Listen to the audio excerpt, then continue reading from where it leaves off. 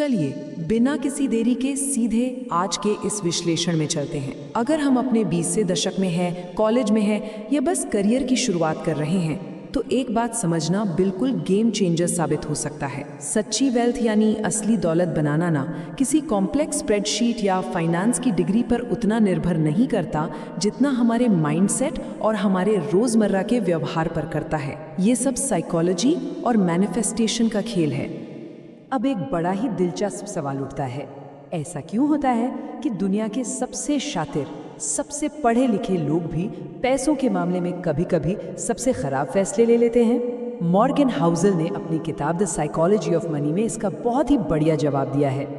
उनके मुताबिक फाइनेंस कोई फिजिक्स या मैथ्स का नियम नहीं है जहां फॉर्मूला लगाया और सही जवाब आ गया। ये पूरी तरह से ह्यूमन साइकोलॉजी पर निर्भर करता है। इंसान डर, लालच और अपनी भावनाओं में बहकर कैसे डिसीजन लेता है, वही उसका फाइनेंशियल फ्यूचर तय करता है।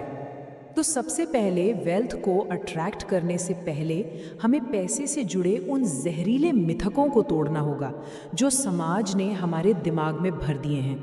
खासकर ये जो अमीर दिखने का भ्रम है ना, इसे समझना बहुत ज़रूरी है। समाज ने अमीर होने की जो परिभाषा बनाई है उसे man in the car paradox से बहुत अच्छे से समझा जा सकता है। सोचिए, जब सड़क पर कोई करोड़ों की लग्जरी कार चला रहा होता है तो लोग क्या सोचते हैं? लोग असल में कार चलाने वाले की तारीफ नहीं करते, वो बस खुद को उस कार के अंदर बैठा हुआ इमेजिन करते हैं। जो चीज़ें बाहर से दिखाई देती हैं, जैसे महंगे डिज़ाइनर कपड़े या चमचमाती गाड़ियाँ, वो वेल्थ नहीं है, वो बस इस बात का सबूत है कि वहाँ उतना पैसा खर्च हो चुका है।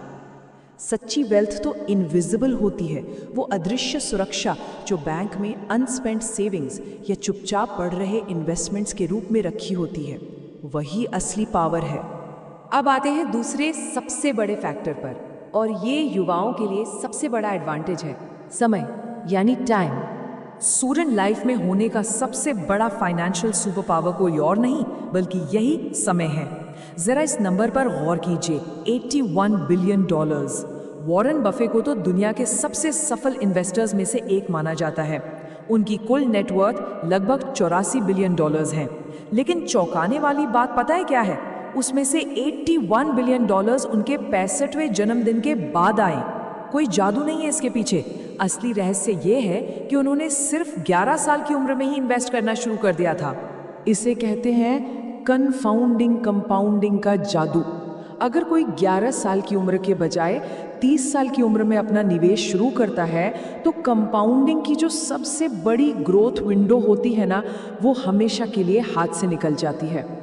इसलिए अपनी 20 की उम्र में युवाओं को ये समझना चाहिए कि दुनिया का सबसे परफेक्ट स्टॉक ढूंढने से कहीं ज़्यादा ज़रूरी है जल्द से जल्द शुरुआत करना और उसमें टिके रहना। यहाँ पर सफलता में लक और रिस्क के रोल को समझना भी उतना ही ज़रूरी है। उदाहरण के तौर पर बिल गेट्स के पास 1968 में लेकसाइड स्कूल में कंप्यूटर का अर्ली एक्सेस होना एक बेहद दुर्लभ किस्मत यानी लक की बात थी। दूसरी तरफ उनके दोस्त केंट वैंस, जो उतने ही शानदार और प्रतिभाशाली थे, एक दर्दनाक हाइकिंग हादसे का शिकार हो गए।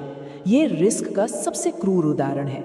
ये दोनों ताकतें इंसान की मेहनत, उसके टैलेंट या उसकी नीयत से बिल्कुल आज़ाद होकर काम करती हैं। इसलिए अपनी कामयाबी पर हमेशा विनम्रता बनाए रखनी चाहिए और दूसरों की नाकामी पर गहरी करुणा। चलिए अब इस विश्लेषण के तीसरे हिस्से की तरफ बढ़ते हैं। अमीर बनना और अमीर बने रहना, ये दोनों बिल्कुल ही अलग स्किल्स हैं। देखा जाए तो पैसा कमाना और उस कमाए हुए पैसे को लंबे समय तक सुरक्षित रखना, ये दोनों बिल्कुल विपरीत मानसिक कौशल हैं।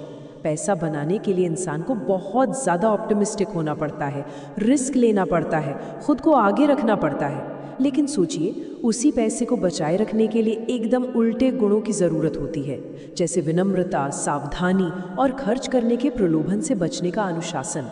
जो आक्रामकता पैसा बनाने के काम आती है ना, वही आक्रामकता मार्केट क्रैश के दौरान सारा पैसा डुबा भी सकती है। और यहीं पर मार्जिन ऑफ सेफ्टी का निर्माण करना बेहद अहम हो जाता है। आसान शब्दों में कहें तो ये हमारे मौजूदा संसाधनों और भविष्य के अचानक आने वाले झटकों से बचने के लिए ज़रूरी संसाधनों के बीच का एक सेफ्टी नेट है। ये कोई निराशावादी सोच नहीं है, ये बस इस सच्चाई को मानना है कि भविष्य पूरी तरह अनिश्चित है और गलतियों या दुर्घटनाओं के लिए थोड़ी गुंजाइश छोड़ना हमारे आर्थिक सर्वाइवल के लिए अनिवार्य है। अब हम आते हैं अपने चौथे पॉइंट पर। आज़ादी ही असली दौलत है। पैसे को एक सकारात्मक टूल के रूप में देखना बहुत ज़रूरी है। पैसा बिल्कुल भी बुरी चीज़ नहीं है। पैसों को लेकर अपनी मानसिकता को बदलना होगा। पैसा वही ताकत है जो इंसान को उसकी असली आज़ादी दिलाता है। मॉर्गन हाउसेल सिखाते हैं कि पैसे का सबसे बड़ा फायदा लग्जरी चीज़ें खरीदना नहीं है, इसका असली मूल्य है अपना समय वापस खरीदना। सुबह उठकर खुद से ये कह पाना कि आज मैं जो चाहूँ वो कर सकता हूँ। यकीन मानिए, धन का इससे बड़ा और कोई रूप हो ही नहीं सकता। यही तो सच्ची स्वतंत्रता है। अक्सर समाज हमें सिखाता है कि बचत किसी खास लक्ष्य के लिए ही होनी चाहिए, जैसे घर खरीदना हो या नई गाड़ी। लेकिन बिना किसी स्पेसिफिक गोल के बचत करना और भी ज़्यादा शक्तिशाली होता है। ऐसा करने से इस अनिश्चित दुनिया में बेशकीमती विकल्प यानी ऑप्शंस जमा होते हैं। कल को कोई ऐसी नौकरी मिले जो दिल को पसंद हो पर पैसे थोड़े कम दे तो उसे चुनने की आज़ादी मिलती है। आर्थिक संकट के समय यही बचत एक ढाल बन जाती है और सबसे बड़ी बात, ये लाइफ में अपने हिसाब से फैसले लेने की सर्वोच्च आज़ादी देती है। तो चलिए अब देखते हैं कि ये सब आपस में कैसे जुड़ता है। ये हमारा पांचवा और आखिरी हिस्सा है, प्रचुरता या अबंडेंस को आकर्षित करना और अपने सबकॉन्शियस मनी ब्लॉक्स को तोड़ना। युवाओं के लिए ये समझना बहुत ज़रूरी है कि कॉन्शियस तरीके से वेल्थ को अपनी तरफ कैसे आकर्षित किया जाए। इस पूरी प्रोसेस को दो हिस्सों में बांटा जा सकता है। मॉर्गन हाउसेल का बताया गया फाइनेंशियल लॉजिक आउटर वर्क है, जैसे सेविंग करना, इन्वेस्ट करना और समझदारी से खर्च करना। लेकिन इसके साथ साथ डॉक्टर अमित कुमार का बताया गया इनर वर्क भी करना ही पड़ेगा। देखिए, जब तक दिमाग में पैसे को लेकर बैठे नकारात्मक विचारों और डर को नहीं हटाया जाता, तब तक बाहरी मेहनत पूरी तरह से सफल हो ही नहीं सकती। इस इनर वर्क के लिए एक बेहद ही शक्तिशाली अफर्मेशन है, money flows to me easily, freely and in ever increasing amounts. इसे बार बार दोहराने से दिमाग की वायरिंग बदलने लगती है। ये हमारे माइंड को संदेश देता है कि धन एक बेहद सकारात्मक, आसानी से मिलने वाली और अच्छी ताकत है। ये माइंडसेट बिना किसी लालच या अपराध बोध के वेल्थ को लाइफ में आने की अनुमति देती है। ये माइंडसेट करियर की शुरुआत करे युवाओं के लिए सच में एक गेम चेंजर है। ये एक और अत्यंत महत्वपूर्ण अफर्मेशन है। अक्सर लोग बचपन से ही पैसों को लेकर एक डर या उसकी कमी की भावना के साथ बड़े होते हैं। पैसे पेड़ पर नहीं उगते, ये सबने सुना होगा।